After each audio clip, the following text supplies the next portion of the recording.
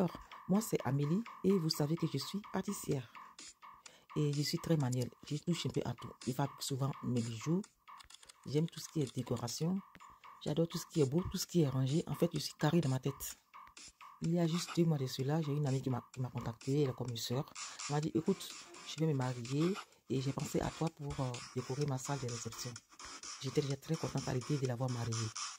Très heureuse et sans réfléchir, nous sommes donné rendez-vous au lieu de réception dans un beau cadre, comme vous voyez dans la vidéo. Vraiment, le cadre était magnifique et point de rêve avec la piscine. Belle vue, la salle où devait se tenir aussi, la réception, c'est aussi une belle salle. Tout était magnifique. Ici, la future mariée est en train de me faire visiter l'espace à décorer. Donc moi, normalement, j'étais dans mon sérieux. J'étais en train de noter tous les détails. Je tenais à noter tous les renseignements possibles. Ce jour-là, on a même échangé avec le personnel. Ils ont été gentils, entre griffes. Peut-être parce que la mariée était là. Pour être sûr de bien faire mon travail, j'ai même posé la question devant la mariée, au personnel, de ce qu'on avait droit de faire et de ce qu'on n'avait pas le droit de faire.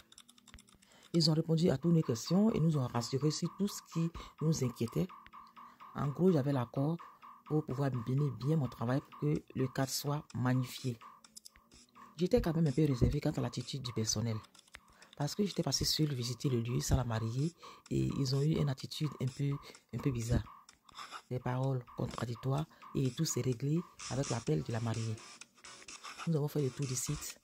J'ai pris tous les renseignements possibles et pendant que nous étions en train de visiter la salle et aux alentours, que ma copine m'a informé aussi qu'elle voulait utiliser les chapiteaux pour pouvoir célébrer et sceller son mariage devant Dieu. Et donc le chapiteau devait être transformé pour la cérémonie laïque. C'est là-bas que j'ai parti comme ça. J'étais pressée de visiter aussi le chapiteau, l'intérieur du chapiteau. Je flânais comme si c'était moi qui devais me marier. Regardez-vous mon décalage. La joie de ça. Là, je découvre le chapiteau. C'était aussi grand que la salle de réception. Affaire à suivre. Après la visite du chapiteau, qui était quand même énorme aussi, et où devait se tenir la cérémonie laïque, nous avons aussi visité la piscine et aux alentours. Toujours dans la mouvance du mariage, vous mettez des petites touches pour des photos et vidéos. Et après la visite du site, je devais faire vite parce que 2 mois, il ne fallait pas perdre du temps. Elle, c'est Brenda. C'est avec elle que j'ai tout coordonné, que j'ai tout planifié. Elle est aussi décoratrice sud-africaine. Elle vit à Reims et très efficace. Étant donné que nous étions 2 à décorer les 2 salles, nous n'avons pas perdu du temps. Dès qu'on recevait les commandes, on faisait d'autres montages et d'autres assemblages à la maison. Et heureusement pour nous. Ceux qui préparent mariage, je leur dis chapeau parce que préparer mariage, c'est pas facile avec le stress. Et ici en Europe, tu es seul face à ton destin. Tu n'as pas la famille pour te donner le coup de main, les amis, ils n'ont pas le temps, chacun va à ses occupations. Le thème du mariage était terracotta. Et vous savez que terracotta sans orange est fade. Les fleurs terracotta tardaient à venir. Il fallait compléter après les compositions préfaites. Ici, j'étais en train de monter le panneau de bienvenue. J'avoue que c'était un peu compliqué. Surtout au niveau des commandes. Sur les sites, que ce soit Alibaba ou plein d'autres sites sur lesquels nous passons tous nos commandes. Tu reçois des commandes à la dernière minute et c'est pas ce que tu attendais. Exemple, on attendait plein de fleurs terracotta et qui sont venues orange.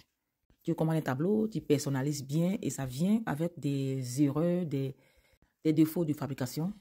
On recevait des commandes, il fallait les tester, les retester pour voir si ça marche.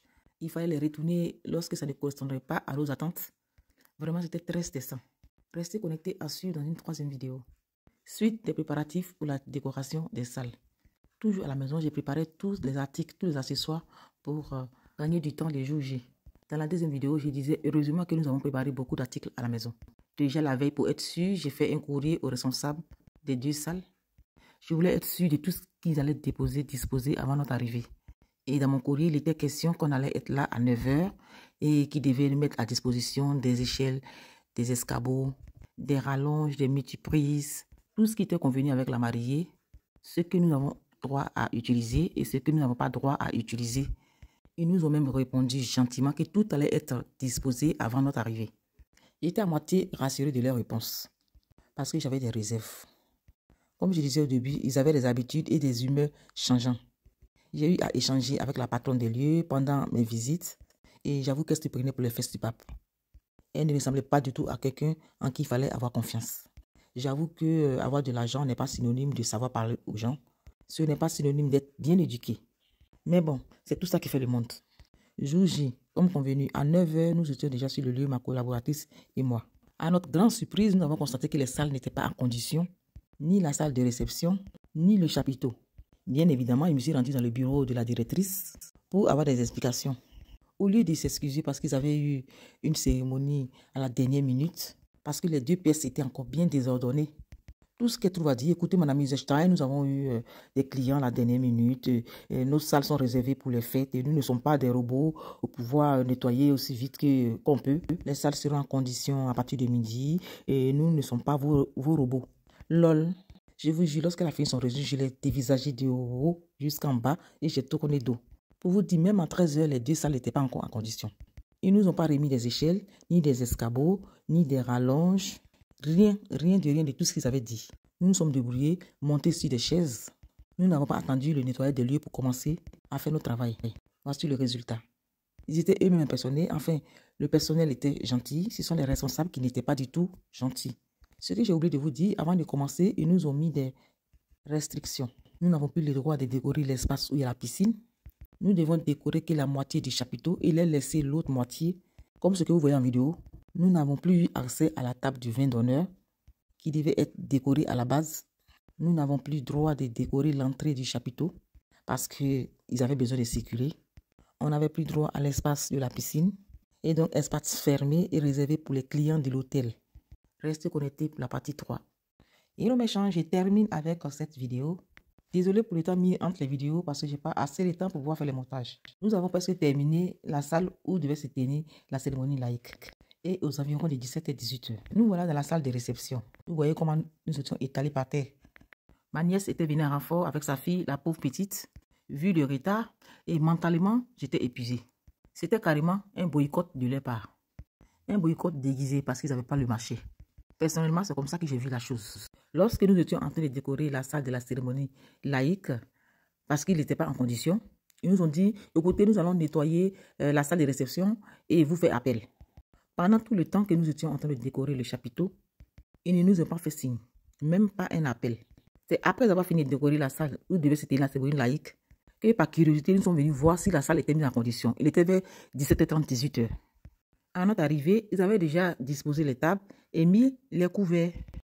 Une surprise pour nous parce qu'on n'avait pas encore monté les 2 haches de mariage. La table du buffet n'était pas encore décorée. Ils étaient au courant qu'on devait d'abord accrocher des ballons en latex, des lanternes en papier aux couleurs du mariage, monter des fonds de scène déjà avant l'âge du mariage. On avait beaucoup de choses à faire avant de mettre les tables et les couverts, mais ils nous ont fermés. Je suis reparti voir les responsables, demander des explications. Ils m'ont dit c'est ce qu'on leur a demandé de faire. Et qu'ils ne voulaient plus qu'on accroche des ballons, les lanternes, que nous ne devions plus décorer la table du buffet que vous voyez dans le fond en tout noir. Normalement, en lieu de nappe noire, devait être une nappe blanche ou terracotta. Ça aussi, ils n'ont pas voulu. Ils ont disposé des nappes, on avait interdiction de toucher. Heureusement, la mariée leur a demandé en face de nous pour les ballons, pour les lanternes. Ils ont refusé. C'était très, très, très agaçant. Ils ont boycotté notre travail. Mais nous ne nous sommes pas laissés faire. Nous avons repoussé toutes les tables. Nous avons quand même monté les 2 haches, mis nos rideaux, disposé les bouquets de fleurs, décoré les chandeliers qui étaient sur les tables, disposé les cadeaux des invités, c'est-à-dire les pop-cakes, les biscuits et tous les accessoires. Il est revenu le responsable, il nous a regardés en train de travailler.